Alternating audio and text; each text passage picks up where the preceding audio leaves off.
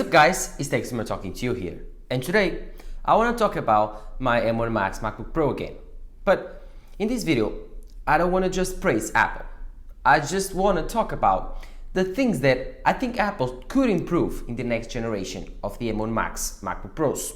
So I do think there's some space to improve, because there's always some space to improve. So in this video, I will talk about which things I do think Apple needs to improve and which things do other companies need to evolve and improve so the experience on my MacBook Pro and on the other MacBook Pros is even better. So the support, the storage, all of these things should be improved in the next generation.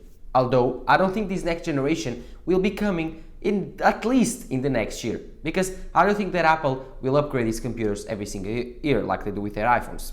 I think they will upgrade them at least once per 2 years, or even once per a year and a half maximum. You can see that right now. The N2 MacBook Air is only rumored to be launched at the end of 2022. And if that's right, then we should have waited 2 years for the next generation of the M1 MacBook Air. So I do think that these MacBook Pros will at least last, for me, in my opinion, 2 years. So they will be upgraded probably in 2024 with the M4 Max and Pro chips. So I do think that these computers will last a long time. But I want to give you my experience, my review. This is not a review, but my experience on what do I think that Apple should improve on this computer. Because I think, in my opinion, there's some space to evolve. And so let's just get on with this video. But before we do that, don't forget to leave a like and subscribe to my channel. The M1 Max MacBook Pro is incredible. This computer is one of my favorite devices of all time, nor my favorite device of all time. I do everything here. I stream videos, I watch Netflix, I watch Disney+, I edit my videos, I work here for my university, I Excel, SolidWorks, a lot of work goes into this computer. But the thing is, I edit my videos here, and this machine is primarily used for Final Cut Pro. But the thing is, this machine is almost perfect. I don't have almost any complaints, but I do have some. And I never share with you and made a video on it, because I thought this computer was so good, and I think this computer is so good that the highlights overshadow completely the downsides. But some people might be thinking, oh, this guy only talks about good about this MacBook Pro. So I decided to make a video talking about the things that I do think that should be improved on this M1 Max MacBook Pro 16-inch and on the other MacBook Pros. So this is still applying to the M1 Pro, MacBook Pro 14-inch, 16-inch, and the M1 Max MacBook Pro 14-inch and 16-inch. So in this video, let's talk about the facts that I do think should be improved. And let's start by storage. The M1 Max MacBook Pro and the other MacBook Pros start at 512 gigabytes of storage.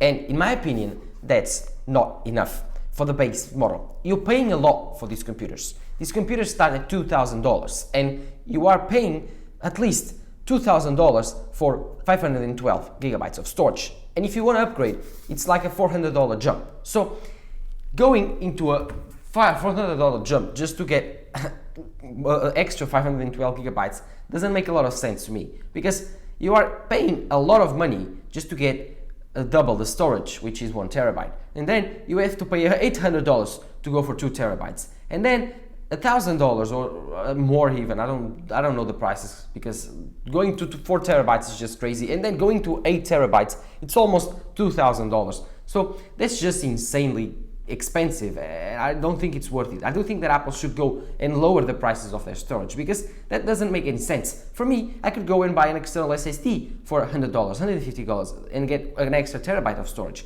So it doesn't make a lot of sense to me that the storage is so expensive with these MacBook Pros. I know why Apple does this, because if you really need it, you will have to buy it, and so Apple just takes advantage of you and gets a little bit more money than they should. But I mean, giving us a base model of 512 extra gigabytes of storage should be standard, because not 512 gigabytes is not enough. We should start at least at 1 terabyte of storage. Now there's iPhones with 1 terabyte option, so we should get at least 1 terabyte on these MacBook Pros. But I do think that Apple won't do it, because it's a money maker for them. But in the next generation, Apple, this is a recommendation for you, start at 1 terabyte and make the upgrades at least $300, but they're all the same, like $300 to go for 2 terabytes, and then $300 to go for 4, or go lower the prices, like $150 for 2 terabytes, $300 for 4 terabytes, and $600 for 8 terabytes. You would see a lot of people upgrading, and you would make a lot more money. But Apple doesn't care about that because it's a pro consumer. So my first suggestion, at least go for 1 terabyte standard storage and base model storage. The second recommendation comes from an idea that I've had while working. While using SolidWorks, I had an idea about the fact that these virtual machines, they work pretty bad, and the Windows that I'm using is Windows ARM. And I thought, why does Apple doesn't have a Windows boot camp like they had on Intel machines? And then I thought and went looking and found out that Apple actually wanted and was available to add Microsoft Windows virtual like boot camp on their new macOS for the ARM machines. So I went looking and found out that though the bottleneck was the fact that Microsoft had a deal and a contract with Qualcomm. And so I realized the fault is not from Apple, but it's actually from Microsoft. So I'm here to ask Microsoft to please make boot camp available on the ARM MacBook Pros or even the ARM Macs, because I do think that having a Windows option is quite useful, and virtual machines, one, they are very expensive, very, very expensive. Two, they suck. The performance of them, they suck because they are a translation layer. And three, they are really, really clunky. Like, they have problems with drivers, they have problems with a lot of things. And I do think that if Microsoft pledged and make a good ARM version of Boot Camp, I do think that it will have a ton of customers, a lot of Apple products, and Apple users would be very happy to have this device. And I can tell you that if they did this, it will solve a lot of my problems and a lot of people's problems, because I do need to use Windows, to use SolidWorks and other programs that are only available on Windows, and I have to use them because in my university they are very old thinking and they not want to use modern programs that want to use macOS. So there's a lot of Windows programs and apps that just run on Windows. So I do think it's quite useful and quite important if they did make it available for macOS. So this is not a request for Apple, but for Microsoft. Apple is open to it, so let's see if Microsoft builds a bootcamp version for the ARM and the Apple Silicon MacBook Pros. Then, of course, the third and most important thing, in my opinion, is Face ID. You can see that the notch on these MacBook Pros is big. And you might be looking at it saying, wow, why does it need to be this big and have just a camera? Well, the MacBook Pro lid is very thin, because you can see here, it's so thin that it's even thinner than the iPad Pros, which are very, very thin. And you might be thinking, well, shouldn't be able to fit at least a Face ID system? I don't think so. I think they are very thin. So Apple would need to thin out their Face ID system for the next generation. But I mean, you have 2 years to work on it. So work on it. Because do think with a notch this size, it would be nice to have at least Face ID. I can tolerate the notch. I don't think the notch is intruding or anything. I just forgot about it. I don't like it. Having it, like when I'm looking straight to it, I would prefer having a flush display, but I don't mind it. So I'm just not like, for me it's the same, so I don't care. But the thing is, I do think it would be important to have Face ID, because sometimes you just open it and you look at it and it unlocks. One thing would be useful too would be when paying with Apple Pay, when logging in with your password, like just look at it and boom, unlocks. The thing is, the Apple Watch, if you have an Apple Watch, you don't care about it because you open the lid and it's already unlocked because of the Apple Watch so fast with the Apple Silicon. But having Face ID would facilitate a lot of things for people that don't have Apple Watches. They don't like Touch ID, and when locking in into passwords on something, because it's much faster than putting your finger there and resting, because sometimes you have your finger wet, finger dirty, you can use your fingers and you don't have your Apple Watch. So sometimes it's useful to have Face ID on this computer, and it's very expensive, so please give me the most you can get, because Face ID here would be incredibly cool, and I would like to see it because it's very, very cool. And I do think that having Face ID, having even more security, because the MacBook Pros are a work computer, and for some people having a very secure work computer is very, very important. That's why they use Linux, or that's why they use macOS. Some people like their computers to be very, very private, very, very secure, because I have a lot of sensitive information on the computers. So having a Touch ID and a Face ID unlocking system working together would be even more secure than just having Face ID or just having Touch ID. So I do think that Apple introducing Face ID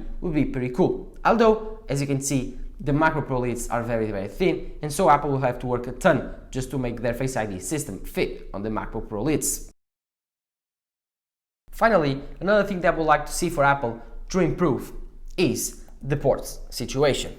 You might be thinking, oh well, you have 3 Thunderbolt 3 ports, or even 3 Thunderbolt 4 ports, a MagSafe, an headphone jack, you have HDMI ports, you have SD card slot, what do you want more? Well, in my opinion, they need to put HDMI 2.1 here, so it supports the next generation of resolution and TVs like the 8K and the 120 frames per second at 4K. That's the point and the first point to make when talking about I/O on these computers. I don't think that Apple needs to improve the HDMI port, but also they need to put more Thunderbolt 3 ports. You might be thinking more? Yes, more. Because if I want to connect more than one display, then I connect 3 displays, imagine, to this MacBook Pro.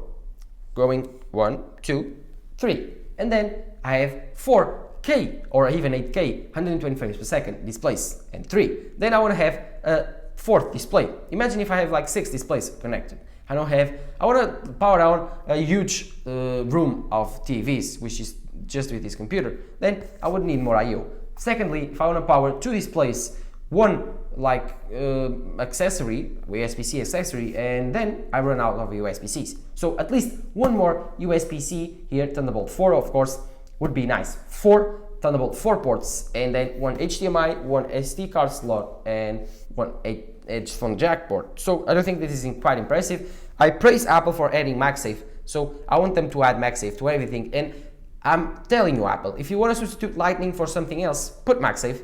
Just put this port there. I don't care. Put this port there. I love it.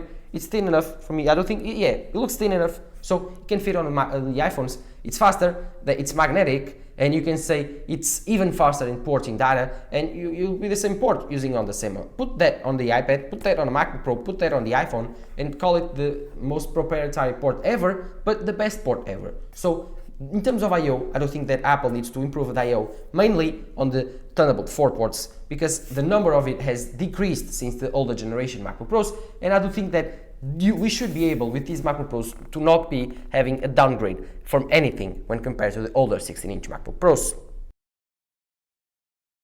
Another thing that I would like added in these MacBook Pros, and is not more of an improvement, but it's the glowing Apple logo. I love the Apple logo like this, but one of my favorite things and one of my favorite design quirks were the Apple glowing logo. I love that glowing logo. Every time I saw it on a coffee shop, on a university, on my school, I was completely baffled, because this logo is cool and all, but the glowing Apple logo is so iconic. It's so cool to have. It's pretty cool, and it doesn't waste any battery for you saying that, because it's just a translucent panel which shows you the light that is coming from the LCD on inside. So showing this LCD lighting, for example, you have now mini LED, putting a transparent layer here, you will be able to see the Apple glowing logo, and that would be pretty cool. And I would love that, because I do love this computer and I do love the Apple logo glowing. So I would like to combine them together into this new generation. Now that we have gone back to this older type of design, which is more practical, I would like Apple to going back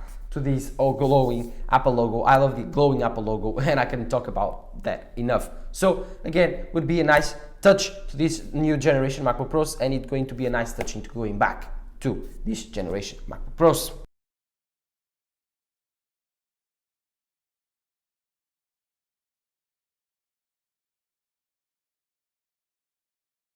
Another thing that would be cool to add into this computer, and I do think that is pretty important, not for the average consumer or even the average prosumer, but for the people that really want maximum performance on this computer, and that would be more RAM. I do think that Apple needs to put more RAM on this computer, because again, it's a side grade coming from the old 16-inch generation. It's a 64GB option.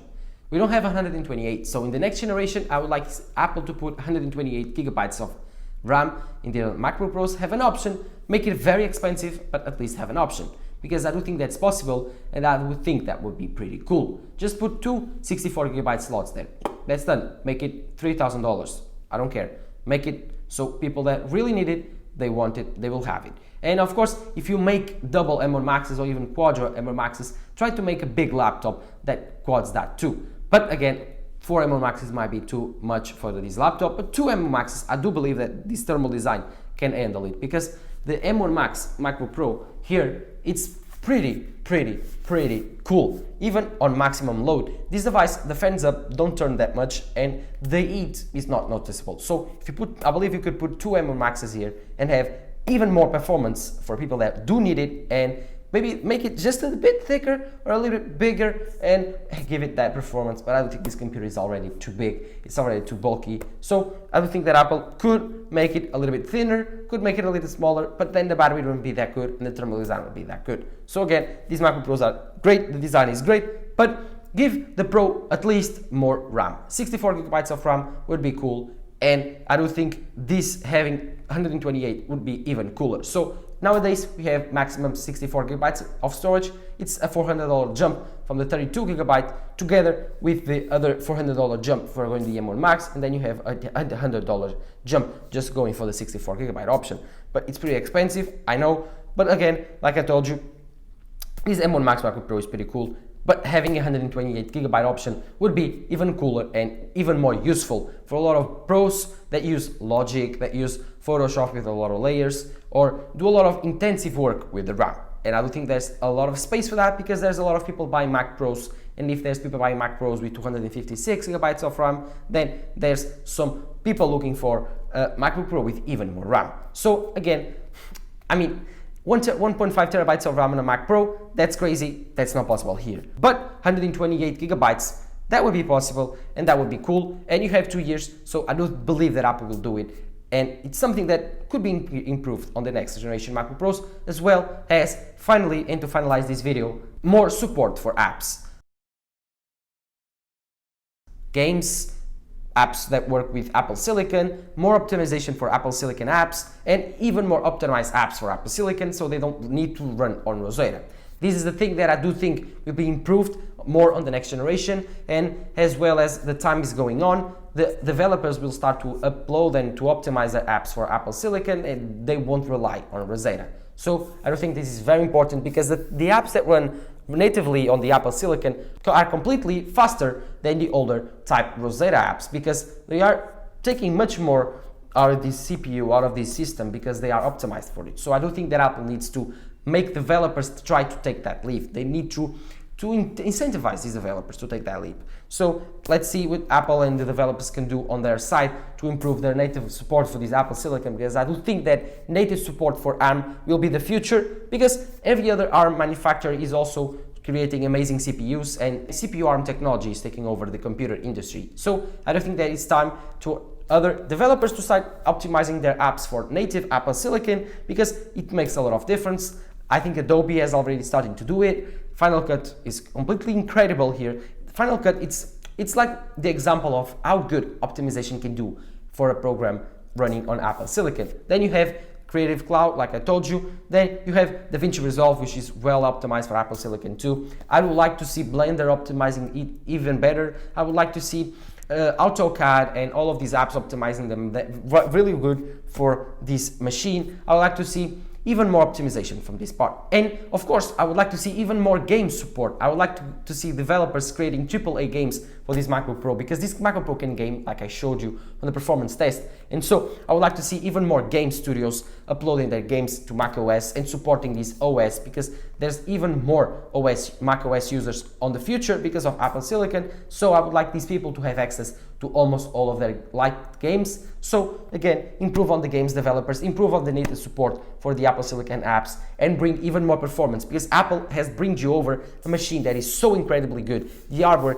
is so incredibly powerful, and there's a lot of people now switching from Windows to macOS just because of these machines. And so I would like to see you now upgrading and optimizing your apps for native Apple Silicon, so they could use all of their performance, and they could play all of their favorite games that they have on their Steam libraries, they have on their Epic Games libraries, that want to play on these MacBook Pros. Then they don't need to sideload apps and sideload crossover, or you need to sideload a virtual machine, and it's very clunky, it doesn't work that well. So again, optimize, optimize, optimize. And so that is it for this MacBook Pro. this is perfect. These were my only complaints. They were all of my complaints about this MacBook Pro. So most of them come from Apple, the RAM, the storage, the Thunderbolt and I/O ports, and the rest comes from developers. Windows support for bootcamp, optimization for their apps. So I do think this is 5 or to 6 points that are very, very important to improve on this MacBook Pro, and I do think that shouldn't be changed in the next